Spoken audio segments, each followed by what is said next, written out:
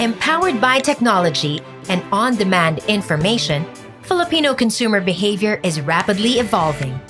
In this era of smarter consumption, it's intuitive enterprises with a heart for their market and a pulse for the next big thing that will be the business leaders of the future.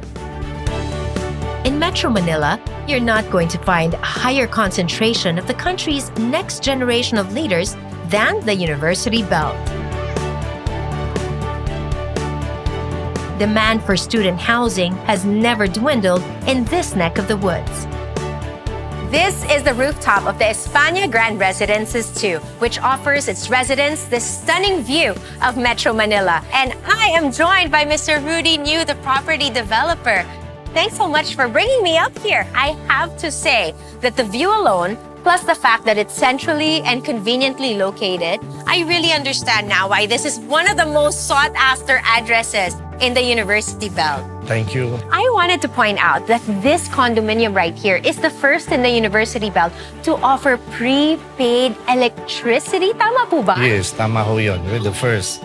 Prepaid electricity is a new technology which I think everybody should start to adopt. And also it helps a lot of people, a lot of parents, and also investors and also developers really take advantage of this new technology. Madaming mga college students na nakatira dito. Yeah, we do have lots of college students, and we also have lots of doctors that they have offices here, and also families. Paano naman po yung mga mas college students nating residents? Do they also get to pay for their utilities? Yeah, with prepaid electricity, the children or the student, they start to learn a lot about budgeting, a lot about taking care of their own account, and they will know how much they consume every day. So that's why they get to learn on that early stage. I can understand why parents feel reassured letting their children live here because, of course, a lot of parents, they want to teach them independence. So this whole property, the 2 buildings plus another one in the pipeline, are basically going to be the residence of thousands and thousands of people. Why did you decide to go prepaid? With prepaid, we save a lot on this delinquent accounts, and finally, it's paperless. Future ready tomorrow, super convenient today. Sir, I even noticed the automated payment machine downstairs. That makes it so convenient for everyone. Yeah, we want to make it easy for everybody. We really do appreciate the support that Meralco gives us. And I understand that Meralco also gave you your support when you were building this structure. Yeah, they were really fast in making the building work. They had the 30 days, they were able to energize the whole building. What a great partnership you have with Meralco. Thank you so much for showing me around. I noticed that over there.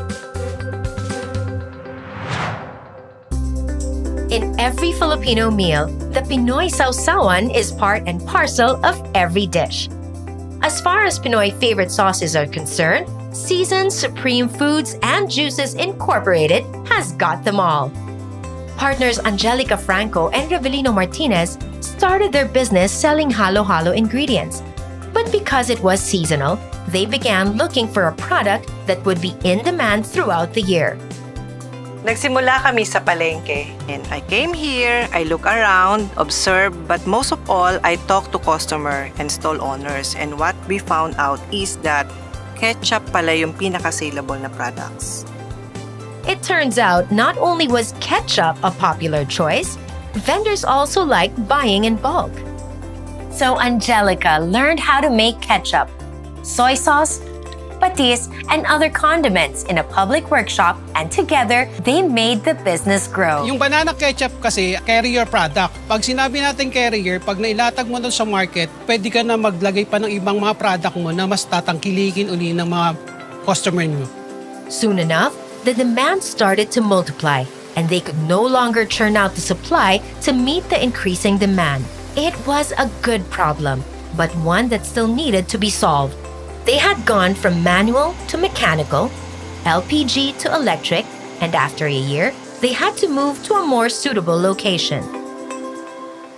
What Meralco advised to us is, whether we like it or not that time, we need to go out of that place and mag-explore kami, and at the same time, binigyan kami ng mga ideas kung ano ba yung mga criteria ng isang place na titingnan namin. Let's say, kung present na ba dun yung three-phase, kung accessible ba siya tayuan ng poste. So, yun yung mga actually malaking role ni Meralco sa amin. Since operations happen at night, Meralco recommended their peak off-peak program. Because electricity is less in demand during off-peak hours, therefore cheaper, it helped them generate a substantial amount of savings. Sa Peak o Peak program, napansin po namin na bumaba yung aming binabayarang bill. At the same time, yung natipid namin sa pagbabayad ng bill, na i-divert namin sa ibang production cost namin at nakapagtabi pa kami ng ibang savings.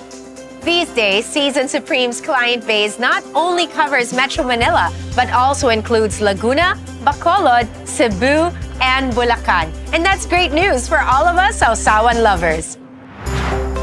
Just like its name suggests, having clean clothes can now be done very quickly in any of Quicklean's 50 branches.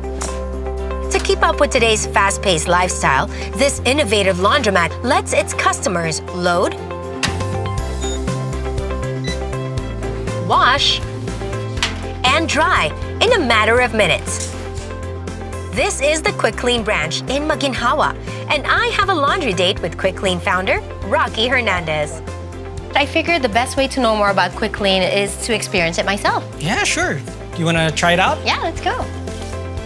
It's amazing that you're not just the first self-service laundromat, but you're also the first to operate with prepaid cards. Yes, we tried to kind of transform the laundromat experience. Now they can just go straight to one of our ATM-looking machines, put money into the card, and then start operating the equipment. Shall I get started? Yeah, please.